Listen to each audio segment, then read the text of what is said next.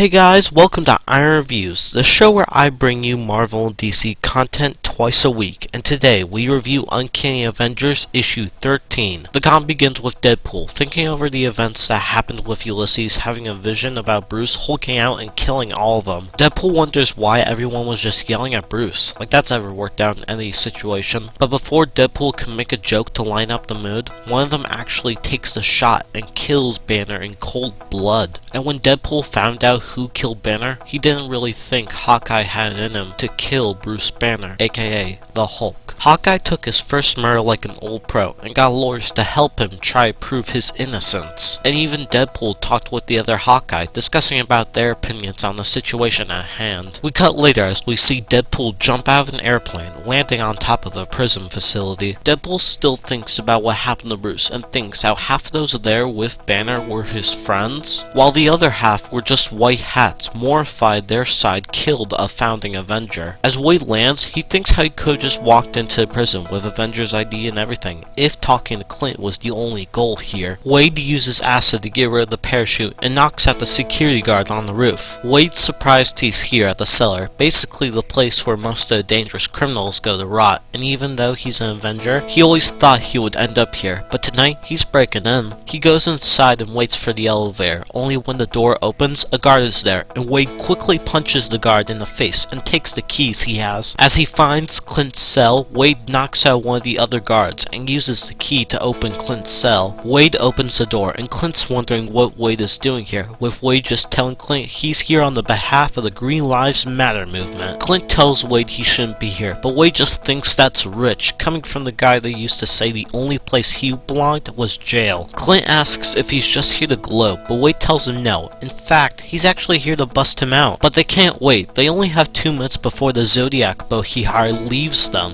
He even hired the Zodiac killer to drive the boat. Clint tells Wade he appreciates what he's doing, but he can't just walk out of here. He's a criminal. But Wade already has that covered and throws Clint an envelope. Wade explains that it's just some walking money and a passport with a new identity for Clint. Clint is shocked, but Wade tells Clint he doesn't even know who his new identity is, and he wants to keep it that way, knowing that there's an inhuman lie detector on his team, so the less he knows, the better. Wade's wondering if he's coming, but Clint tells him no and throws back the envelope, telling Wade he'd rather take his chances in court. Wade tells Clint that he's making a huge mistake, and both heroes glare at each other, and Clint sits back down in his cell. He tells Wade that he used to hate him, but now he gets it. He gets why Wade did the things he did as a mercenary. He was just making the hard choices no one could make, and Clint asks if he ever regrets taking the shot. Wade thinks sometimes he does, but he has good news. It gets better. Wade tells him that his first kill is always the hardest, but as you keep killing, it gets easier. I mean, you'll have those sleepless nights, but soon you'll sleep like a baby. And Wade jokes and tells Clint to never give up on what he does, and he might become the new Punisher. Clint just laughs, calling Wade an idiot, and then Clint thanks Wade, and Wade apologizes to Clint about this, but just so Clint knows, his offer is always on the table. And then Deadpool leaves Clint, locking up his cell door. The guard wakes up, and one of the guards reports that Clint is still in his cell, and outside the prison, we see Deadpool swimming back to a boat, telling the driver that the extraction is aboard, and tells the driver to take him home. We cut to New Attilan as we see Medusa discussing with Steve Rogers about one of his fellow teammates causing trouble. Medusa informs Steve that Ulysses had another vision about this, and it may cause a major issue. Medusa and Steve enter the room where Ulysses is, and Steve asks Ulysses who he's talking about. Ulysses tells them that's the children of the Atom, and tells them that they will wage war, and informs Steve and Medusa that Nate Gray, aka Cable, doesn't belong here. Medusa asks if Steve needs any assistance with this problem, but Steve informs her that he will handle with Cable himself. Elsewhere, we see Captain America confronting Cable at an air run. Cable is wondering why Steve is here, and Steve tells him that Ulysses had a new vision, and this vision was about Cable causing a problem. Cable doesn't care and just tells Steve to get the hell out of his way, but Steve won't have it. He won't have Cable leaving his sight. He tells Cable if this affects anything that will blow back hard on the Uni Squad, well then that makes him more of a problem. As Cable starts to get on the plane, Steve warns him that Ulysses had a vision of Cable starting a war, but Cable tells him that he doesn't start wars, he ends them, and he gets on the plane, leaving Steve. One of the soldiers asks if they should do anything, but Steve just tells them to let him go. We go onto the plane where we see Cable is joined by Rogue. Rogue asks what that was all about, and Cable tells her that the Inhumans predicted he would do something bad and maybe break some laws, so he thinks that they may be on the right track. Rogue thinks this might be burning what goodwill they have with Captain America, but Cable tells her not to worry. If they find a cure for the Terrigen poisoning, this will all be worth it. Cable then checks on the back of the plane and tells the other mutants that this is their last chance to get off the plane, but they don't want to, and the mutants are revealed to be Toad and Sebastian Shaw. Toad tells Cable that if there's a cure for the Terrigen poisoning, nothing and no one is taking him off this plane. Cable tells everyone to strap in, and tells everyone that he hopes Shaw's information is correct about this. Uncanny Avengers issue 19 was a nice start to what might be a very interesting Civil War II tie-in. In the beginning of All New All Different Marvel, I didn't really think this book was that great, but I did keep an eye on it to see if it would get better, and the last story arc got me hooked. So I wanted to get back into the series, and this issue promises an interesting start to a new story. I liked how this issue sort of told two stories. First, the Deadpool story that showed Wade trying to break Clint Barton out and even gives him new papers for a new identity, and the second story involving Cable and some of the other team dealing with their own problem, which is basically Rogue and Cable trying to find a cure for the Terrigen poisoning. I really like how some good Civil War II tie-ins, especially this tie-in, use the Civil War II event as sort of a background to move their own story, with it still being involved with the main event. I think my favorite part of the issue was the beginning, as we saw Deadpool trying to break Clint Barton out, even though if you read the main Civil War II book, Clint Barton has already been proven innocent. But I really did like this part, and it was really nice how Deadpool and Hawkeye interacted with each other, and I just really liked that interaction between the two heroes. I also liked in the end how we saw Cable and Rogue trying to find a cure to the Terrigen poisoning, and even joined by Sebastian Shaw and Toad, who are both old X-Men villains. Overall, this was a nice and interesting issue. I mean, the only bad things I would complain about are Captain America just letting Cable go and not even trying to stop Cable or anything, and he just